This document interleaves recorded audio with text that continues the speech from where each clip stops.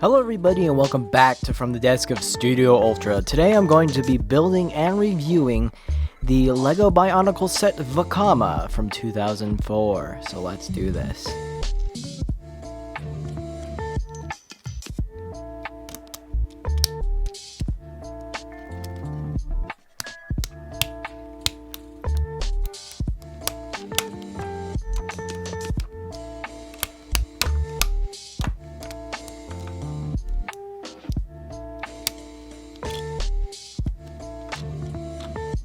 Alright, so here is Vakama all together. This, of course, is Toa Vakama Metru from the original 2004 Metru series of Bionicle sets. And this was, of course, Vakama before he was an elder on the island of Matanui. And we explore the origins of the Turaga and also some of the earlier stages of Matanui itself. But yes, this is a really good set. It has been celebrated by many for being a set with both the form and articulation of an action figure as well as a function of an action figure slash Lego set. And yeah, I think I agree with that. A lot of people are saying though that it is the best one. In my opinion, it's not my favorite, but I will get into further details later.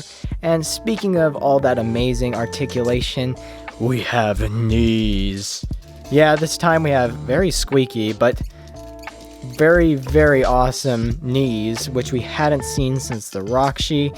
Of course, it didn't make sense for the villain sets to just have knees. Now we finally have knees for the Toa sets, and yes, they are glorious. They can move, as well as many other points of articulation. And LEGO was really thinking here when they were making this kind of series of Toa in particular when it comes to that articulation. And yeah, so we have ankles, of course. We have ankles, knees, hips, elbows, wrists, and I don't know if you count the shoulders just because of the gear function, but maybe the shoulders if you do count the gear function. It just doesn't stay locked into place, so that kind of posability does limit that factor as well. But yes, no set has ever really had much kind of a combination of form and function as much as the Metru did until 2015 when those incredible sets came out, the master sets, and they had, once again, both, as well as friction arms, frictiony elbow, or shoulder, that, bleh. Anyway. So anyway, speaking of function, we first have the gear function, the inevitable Toa gear function right here, which is kind of strange because, as you can see, this is a launcher. It's not a melee weapon. Melee weapon. There we go. It's not a melee weapon, so it doesn't really make sense to me why he has this kind of gear function in the first place, because there are other Toa sets in this series which pretty much don't really have a disc launcher, and it makes perfect sense why they have this function. So I don't understand why Vakama all of a sudden has this kind of function when there's not really a reason other than maybe to simulate him running or to hit somebody in the head with his disc launcher. But anyway, you can twist this and his arms go to and fro.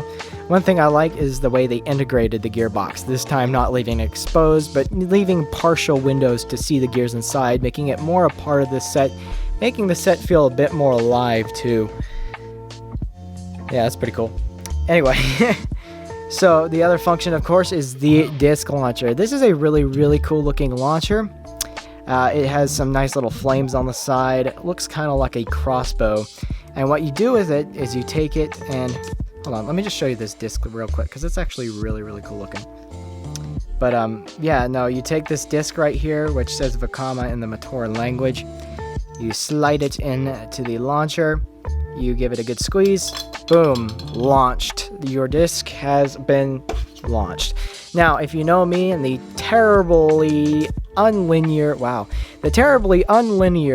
style of my videos, you know that I've reviewed the Baraki before, And those squid launchers, although cool, are very hard to try to get to work.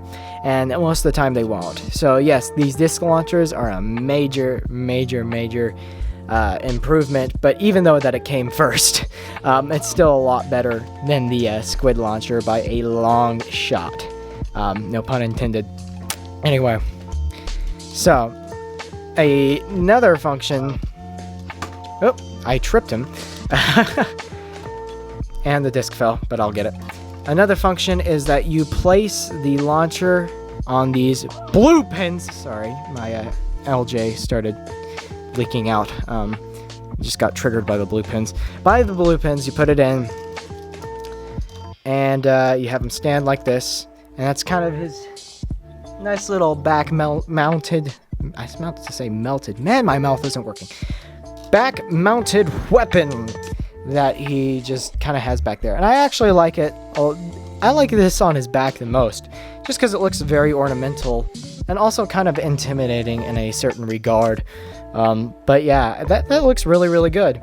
I like that a lot. But anyways, yeah, so that's pretty much it for the articulation and function of this figure. Now to the kind of stylization. Let's look at the cosmetics here. So if we take a look, this is his mask. This is the Great Huna. This is the form of his original mask from 2001 in a more, I guess, metropolis-looking style. Hint on the name Metro. But anyways, yeah, it's a bit more of a machine-looking type of masks, whereas the original were kind of more like tribal or village-looking masks, which I personally prefer the original mask over this, just because I like the whole aesthetic of like island tribe masks. I think they are super cool, and this one looks a lot more robotic, a lot more sleek for the whole city-like setting, and I get it.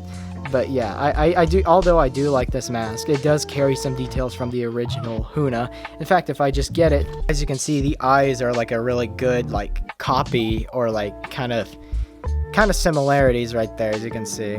So you can kind of have a look, as well as like the shape. So yeah, that's pretty neat. I like that. Also, as I pointed out, he has the little gearbox here, / little chest piece, which I like a lot. Now, I don't know when they made they made actual Halloween costumes of this, and I actually had Vakama's costume, which is hilarious. So yeah, it's kind of funny that Lego even did that. But yeah, some really neat piston details, lots of pistons galore all around, all the greebly little technic features and looks of this set just give it a lot more of an industrial tone, and I think that that set goes perfectly with the aesthetic of the whole entire kind of storyline at the time, because of course it's supposed to be in a very industrial kind of city, and so that this all kind of fits together in that sort of aesthetic. As for the color scheme, though, there are a few problems that I have with the color scheme. It's very, and I know it's the point, but it's very muted. It doesn't have a lot of variety. It's very one note. I'm not saying that I don't like the color at all. In fact, I do like the dark colors implemented by the Metro. It helps to be able to give the dark tone that Bionicle was going towards, the direction that it was going towards. So I think it perfectly represents that. I also think it's a great way to differentiate these sets from the Toa Mata and Nuva, just so that way we can give them a bit more diversity, and that way we don't think, oh, this is Tahu. But what I'm trying to say is what I don't like about this color scheme, and like I said, it's very one note, is because the fact that it's just dark red or Metro red and gray. There is nothing else aside from a few blue pins and or some silver and or some light gray and bright green over here. If you really take out those factors, it's just red and gray, just dark red and gray. And I wouldn't have as much of a problem with this if it weren't for the fact that every other set's secondary color is dark gray, and so it really doesn't give it as much diversity in terms of its own kind of thing. It's not its own individual set. In fact, if you were to take it because, I mean, a good set, especially a good Bionicle set, when it comes to a Toa team, a good Toa set can hold up on its own and look different from the rest, yet when you put it inside the team, you can see the similarities just enough to think, oh yeah, these guys are in the same team, these are in the same way. The extreme that LEGO went to was basically just make every set the same, just switched out the weapons and the mask and the color scheme, and that's about it. And that just doesn't give it enough individuality, especially, once again, harkening back to the color scheme. When the secondary color is dark gray, it also just doesn't work for me, because of the fact that every other set's secondary color is dark gray. So it really just leans you over to look at the primary color, which looks very monotone. It doesn't have it's not very popping out to you. It just looks like a solid color.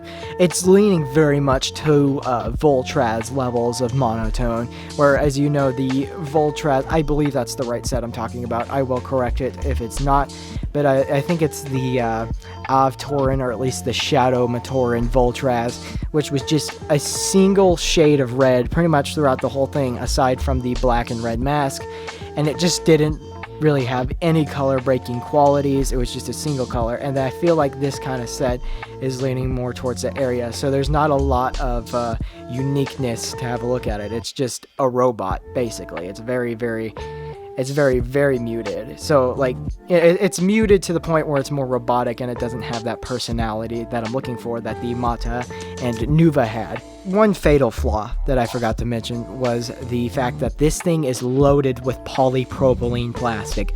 Now, if you don't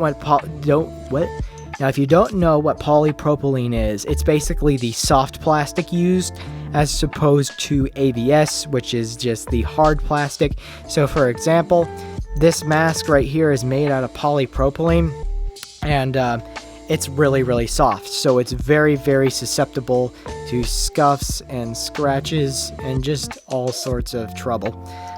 It gets scratched real easy. And yeah, so the mask is polypropylene, the shoulder armor is polypropylene, and the chest is polypropylene, the feet are, and the little leg armor. So yeah, watch out for polypropylene, because it does, like, if you have long nails, it is going to scratch it really easy. Polypropylene is just not as sturdy as ABS, which is just the rest of this set. Unfortunately, it does get easily damaged. But that aside, I still think it's a really good set, not my favorite. Once again, my favorites are the 01 through 03 series sets, but these ones are really darn cool too. It has all these forms and functions combined, articulation, launchers, gear functions. This thing has so many things galore, and it's just an incredible set when it comes down to those sort of details. Once again, not everything is perfect, and of course the color scheme isn't just doing it for me, as well as the lack of uniqueness between the other Toa. But we'll get into that later when I review more of these Toa Metru sets.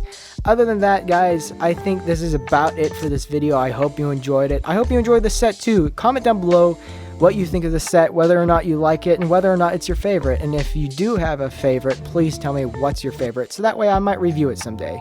I think primarily after I get a few of these 04 through, I believe, 09 sets done, or at least, no, I don't have any 09 sets, 08 sets done.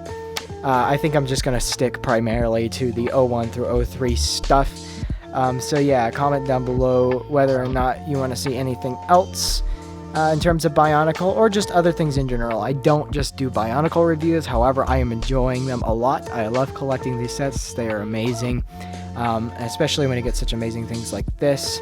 Anyways, guys, I hope you enjoyed this video. I hope you're having a great day as well, and you will see me in the next video. Goodbye.